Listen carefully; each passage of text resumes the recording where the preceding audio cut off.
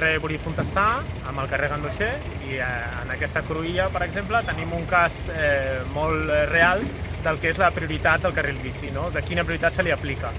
En aquest sentit, els carrils bici haurien de tenir prioritat per si sols, però quan s'aplica aquesta semaforització el que es fa precisament és provocar que la bicicleta no pugui circular. Llavors, en aquesta fase, la bicicleta mai té un semàfor en verd i, en canvi, el 90% del temps el semàfor està en vermell, amb la contrapartida de que pel mateix carrer tens un semàfor en verd per cotxes, per la resta de vehicles, i un semàfor en verd també pels vianants.